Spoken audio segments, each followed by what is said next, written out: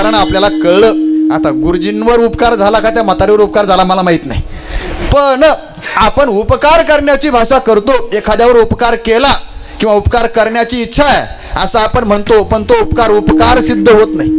संतांचं तसं नाही. आपण व्यवहारामध्ये एखाद्याला 2 रुपये दिले म्हणजेच काय झाला, उपकार आहे. एखाद्याला थोडंसं जेवण दिलं काय, आता त्या उपकाराचाच भाषा करत असताना तुकोबारांनी फार विस्ताराने विचार केलाय. नका देव निदा तरी हे हो, नका देऊ अन्न, फुकाचे जीवन तरी पाजा, नका घालू दूध, जयामध्ये सार, ताकाचे उपकार तरी करा. आपल्याला जास्तीत जास्त नाही देता आलं, जास्तीत जास्त काही नाही करता आलं तरी थोडं तरी देत चला. पण खरे उपकार कोणाचे, खरे उपकार कुणाचे असा विचार जेव्हा येतो तेव्हा तुकोबारा सांगताय. तुका म्हणे उरी नुरे, तुका म्हणे उरी नुरे, तुका म्हणे उरी नुरे, ज्याचे खरे उपकार, ज्याचे खरे उपकार, ज्याचे खरे उपकार, ज्याचे खरे उपकार, ज्याचे खरे उपकार, ज्याचे खरे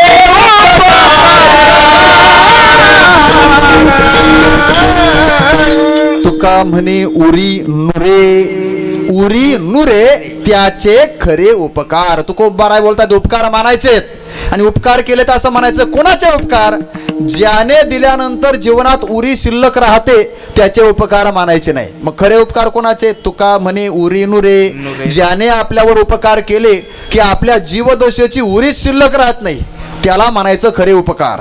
आणि असे उपकार करणारे या जगतामध्ये फक्त एकच आहेत, त्यांना म्हणतात संत.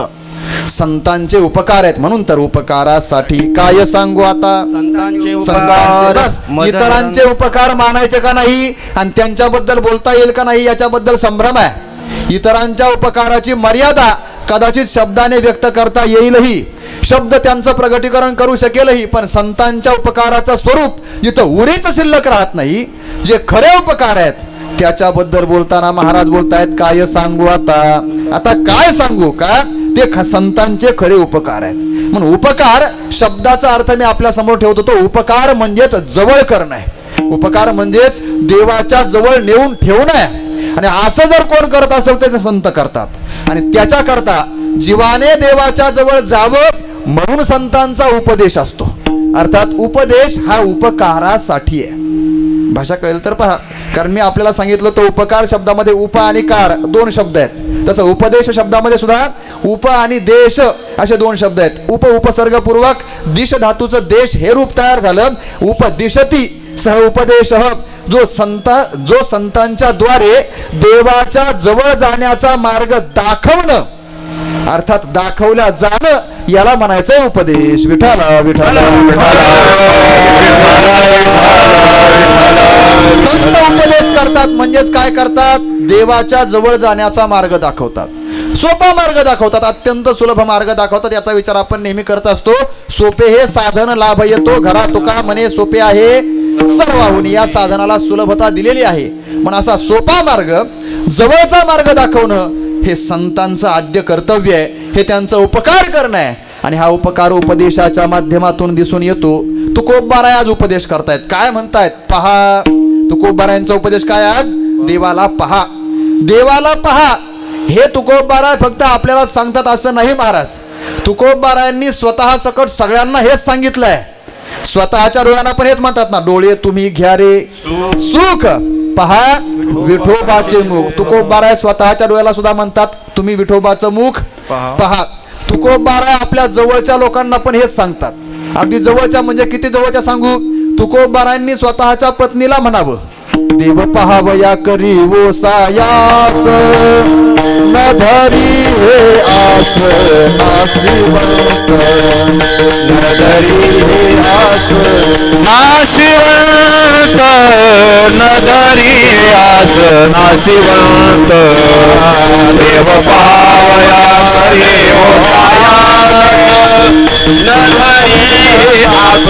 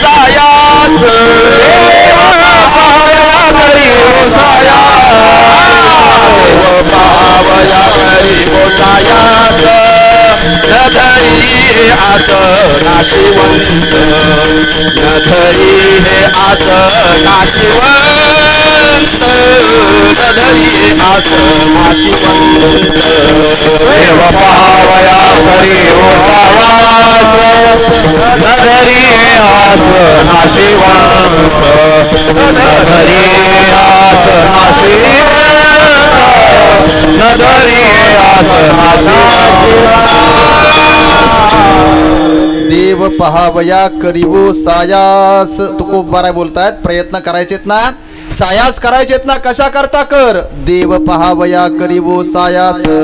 काय गंमत आहे महाराज, माझ्या समोर महिलाही पण आहेत, पुरुषही पण आहेत. संख्येने महिलांची संख्या इथं जरा जास्तच आहे. धन्यवाद तुम्हाला सुरुवातीलाच. काय, पती आणि पत्नी या दोघांमध्ये नेहमी संवाद होत राहतो, बरोबर आहे.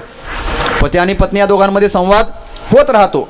पण पती पत्नीचा संवाद कोणत्या स्वरूपाचा असावा, तो कसा असावा, हेही जर आपल्याला शिकायचं असेल ना, तर तुकोबारायांच्या या वचनातून शिकलं पाहिजे. हो, एवढं तरी शिकता आलं तरी बस झालं. तुकोबाराय आपल्या पत्नीशी बोलतात, काय, आपल्या पोराच्या शाळेचं कसं होईल, पोराला पोरगी कशी भेटल, हां, परत आपल्या फ्लॅट कुठं घ्यायचा आहे, गाडी कोणती घ्यायची, बंगला कसा असावा, किती BHK असावा, हे बोलणं नाही तुकोबारायांचं.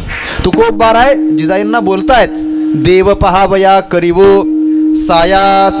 कल्पना करा ना, आपणही संसारामध्ये राहता, सगळ्यांचा संसार सुरूच आहे. आपल्या संसारामध्ये, आपल्या दाम्पत्य जीवनामध्ये आपण पत्नी पती कधीतरी असा विषय चर्चेत आणतो का? निदान सप्त्याच्या 7 दिवसामध्ये तरी एखाद्या दिवशी कीर्तन ऐकलं आणि कीर्तन ऐकल्यानंतर अंतःकरणातील श्रद्धा अशी उफाळूनच आली, हां, अत्यंत असं उचंबळून आलं, आणि घरी गेल्यानंतर पत्नीने पतीला म्हणावं किंवा पतीने पत्नीला म्हणावं, का हो आपलं कधी होणार असं, कसं, जसं तुकोबारायांचं आणि त्यांच्या पत्नीचं झालं होतं. जिजाबाईंना तुकोबारायांनी विचारावं, अगं देव पाहण्याकरता प्रयत्न कर, इतर नाशवंत गोष्टीसाठी काय प्रयत्न करतेस. हे जसं तुकोबाराय बोलले तसं तुम्ही मला कधी बोलणार, असं आपण म्हणतो का कधी? आणि नसल म्हणत तर मग मला वाटतं आपण फक्त कीर्तन ऐकतोच की काय, असा प्रश्न आहे. विठाला विठाला म्हणताल महाराज, जिजाबाई कधीही कीर्तनात जात नव्हत्या, जिजाबाई कधी मंदिरात जात नव्हत्या. म्हणून तुकोबारायांना त्यांना सांगावं लागलं, देव पहावया करीवो सायास. आम्ही मात्र मालकापेक्षा जास्त संख्येने कीर्तनाला येत आहे ना, मग आम्हाला सांगायची गरज काय, देव पहावया करीवो सायास. फक्त माझं थोडंसं म्हणणं ऐकून घ्या. काय, तुकोबारायांनी देव पाहायला जिजाबाईंना सांगितलं, तुकोबारायांनी स्वतःच्या डोळ्याला सुद्धा देव पाहायला सांगितलं, आणि आज आपल्याला सुद्धा तुकोबारा हेच सांगतायत, पहा देवाला पहा सांगतायत. पण हे सांगण्यामागचा तुकोबारायांचा हेतू वेगळा आहे. काय हेतू आहे त्यांचा, तर तात्पर्य असं आहे, तुकोबारायांची देव पाहण्याची अपेक्षा भिन्न आहे, आणि आपण ज्याला देव पाहिला असं म्हणतो ते आपलं पाहणं मात्र भिन्न आहे. विठाला विठाला विठाला विठाला. अगदी अगदी सरळ सांगतो पहा.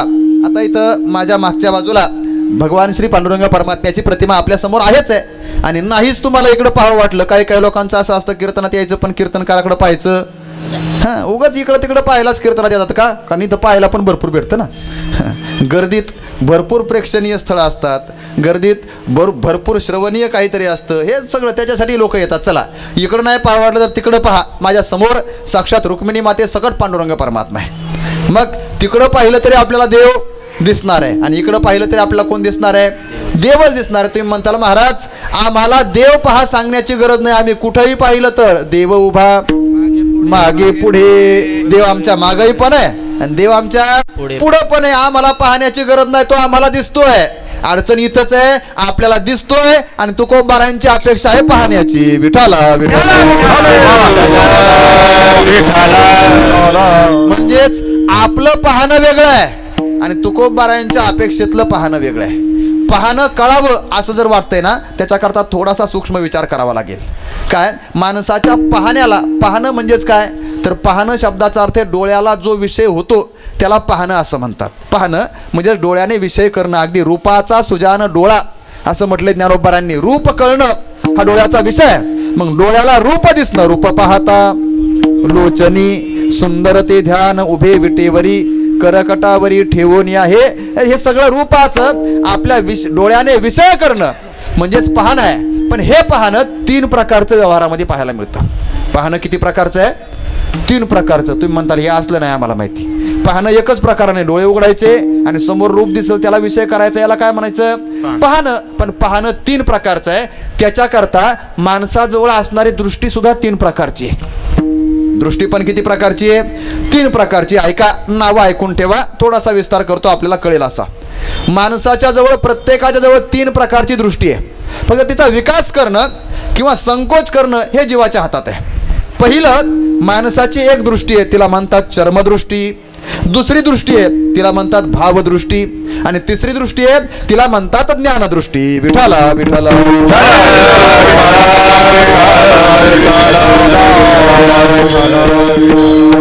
3 प्रकारच्या दृष्टी मी आपल्या समोर ठेवल्यात. ऐकल्यात आपण कोणकोणत्या आहेत? पहिली सांगितली चर्मदृष्टी, दुसरी नाही, दुसरी भावदृष्टी. दुसरी कोणती सांगितली? भावदृष्टी. आणि तिसरी आहे तिला म्हणतात ज्ञानदृष्टी. ऐकताय आपण? थोडासा विस्तार करतो. चर्मदृष्टी कशाला म्हणायचं?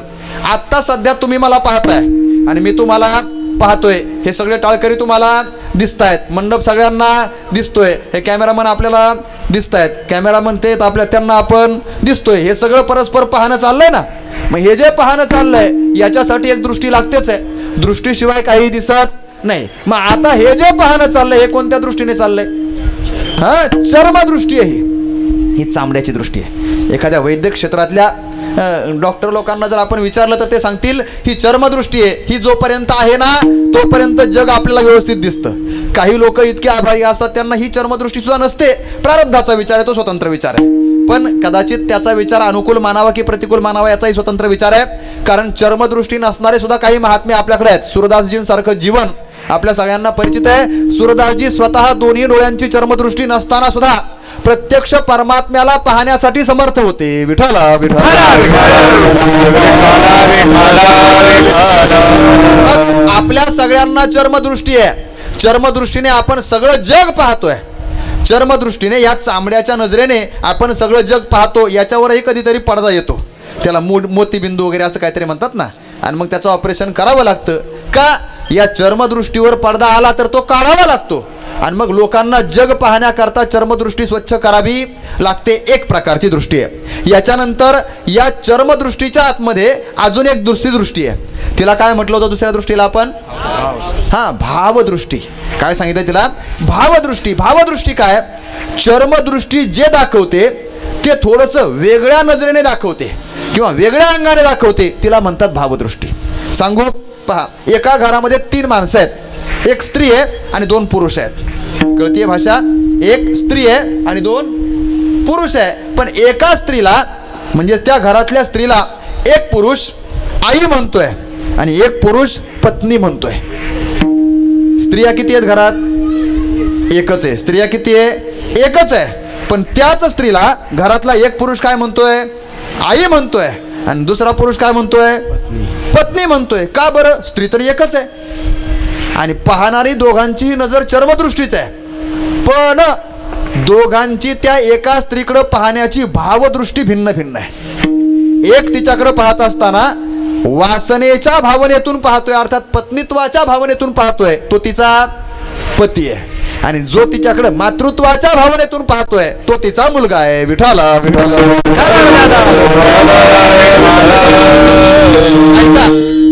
चर्मदृष्टी आपल्याला स्त्री दाखवील, चर्मदृष्टी आपल्याला स्त्री दाखवील, पण स्त्रीच्या ठिकाणचं मातृत्व आपल्याला भावदृष्टी दाखवते. तुकोबा हीच आहे, पराविया नारी रखुमाई समान, हे गेले नेमून ठाईचेची. पराविया नारी माऊली समान मानिलिया. बस आपण जगाकडे पाहत असताना केवळ चर्मदृष्टीने पाहू नये. चर्मदृष्टीने जर पाहिलं ना, कोणत्याही स्त्रीकडे पाहिलं तर आपली वासना जागी होईल, पण भावदृष्टीने पाहिलं तर कोणत्याही स्त्रीकडे पाहिलं तर छत्रपती शिवाजी महाराजांसारखी आपल्या अंतःकरणात सुद्धा मातृत्व दृष्टी अर्थात वात्सल्य भावना जागी होईल. विठाला विठाला संस्कृती ही आपली संस्कृती केवळ चर्मदृष्टीला प्राधान्य देणारी नाही, हे लक्षात ठेवा. आपली संस्कृती ही भावदृष्टीला अत्यंत प्राधान्य करणारी. म्हणून तर तुकोबारायांच्या समोर जंगलामध्ये, रानामध्ये, डोंगरामध्ये तू लोकांनी स्त्री पाठवली होती, पण तुकोबारायांनी म्हणावं जाई वो तू, ताई नाही म्हटले. जाई वो तू माते न करी सायाच, जाई वो तू माते न करी सायाच, आवे विश्वास कैसे दवो, ओ आवे विश्वास कैसे दवो. जाई वो तू माते न करी सायाच, जाई वो